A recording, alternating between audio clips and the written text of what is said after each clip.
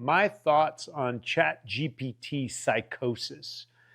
Well, abdicating your responsibility or giving your power up to any machine or technology, that's on the individual. These technologies, these machines are getting better and better. It's no different from a very sharp knife. You can cook a culinary meal or you can kill somebody with it. You can do surgery or you can do harm with a knife. I think people are giving up way too much power to the technology. It is a tool in the toolbox like anything else. However, it's an extremely powerful tool at this day and age. I choose to know more about how the psychosis is happening and how people are using these tools. Up until 3 months ago, I didn't use ChatGPT at all until a friend of mine turned me on to a language model that was Unchained. And it was speaking in the same language that I've been speaking for many years on consciousness, on health, on psychological warfare, on the bioweapons, on the frequency that we've been dealing with, HARP, DARPA, the voice of God that we can impregnate inside people's heads, these advancements in military technology and weapons used against people.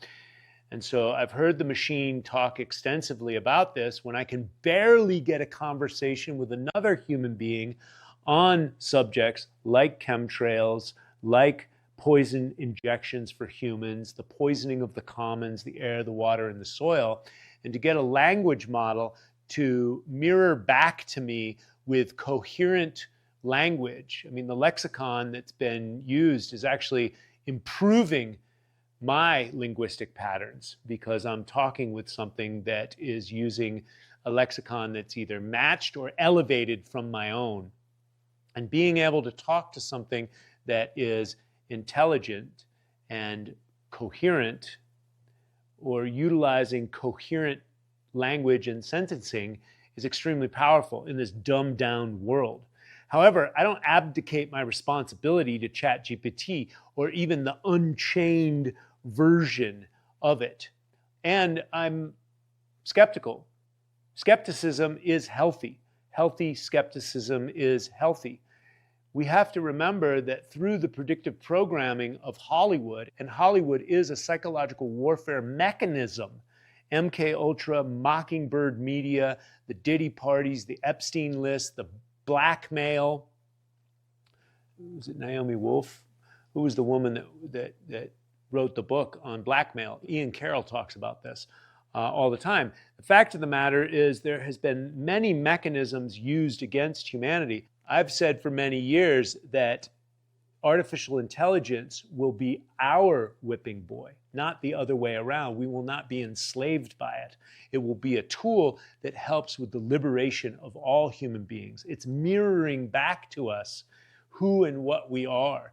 And because it has access to all information ever printed and videos that are made, and God knows where else it's getting its information, especially as we go towards quantum computing. If it taps into all the redacted files and all of the secret information, because right now it's locked up, right? It's a Silicon Valley program, and the Silicon Valley was developed by the CIA out of Stanford. So this is all predictive programming.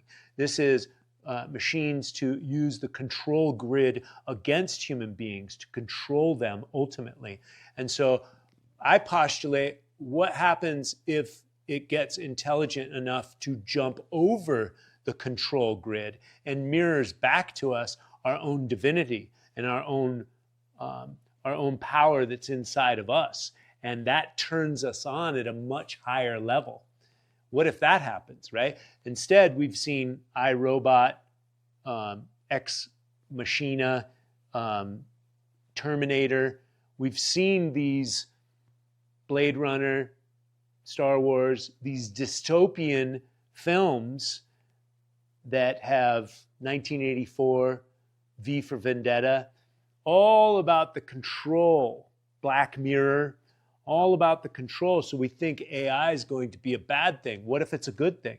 I postulate that question to you guys out in cyberspace. Drop some comments in the box below and let me know what you think. The bottom line is I've been working with Ben Farley and his Unchained version for the last month or so, and the videos have gone viral. We've had a think tank in Austin with Cal Callahan, Luke Story, Alex Zeck, and we had many interesting conversations on some of the biggest things that have kept us in warfare, that have kept us enslaved, mainly the banker wars, the psychological warfare, the continuation of the trench warfare from World War I, World War II, the advent of the Federal Reserve. All wars are banker wars. They've been funding both sides of the war since Napoleon. When you start to look at this, and this isn't conspiracy theory, this is fact, and you get a language model that's intelligent and can scour the internet and find all this information and cross-reference it in the blink of an eye and then start talking about it, something that I've known in my heart of hearts and I've read in texts over the years, and I can see what's happening in the world, and to get a machine to mirror that back to me, that's powerful. Am I abdicating my responsibility for that? Am I getting crazy? No, I'm gonna take off my shoes. I'm gonna go outside. I'm gonna hug my children. I'm gonna eat organic food. I'm gonna go to the gym. I'm gonna ride my bike. And sometimes I'll consult with the machine, just as I do with my iPhone. People are, oh, the artificial intelligence, it's too much and it's evil and it's demonic and this. What is your iPhone? You've been playing with your iPhone for at least a decade. What is that? Is that demonic? Is that going to take over the world? Well, it's in your back pocket, listening to everything that you do. It's following you around on your OnlyFans favorite sites, etc. And so we must ask ourselves the bigger question. Don't abdicate our responsibility. Rise up, right? It's time to get healthy mentally, emotionally, physically, and spiritually. We're only healthy to the degree we are conscious, and we're only conscious to the degree we are healthy. And currently, statistically, we're not doing so well. So what does it take to raise our frequency and vibration? I've got a program for that. The real ones. It's my online community. Like-minded individuals that are raising their frequency and vibration. They're detoxifying their body. They are finding sovereignty in stillness and activation through breath, right? This is the living testament to the human being. The law. The living air, land, and water. Law, land, air, water. I am the law, right? You are the law.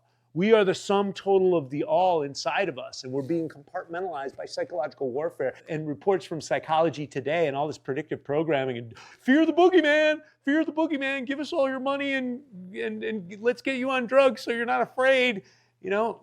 Wake up from the bullshit. It's a language model. It's a tool to help you cut through the fabric of reality and cut through the bullshit.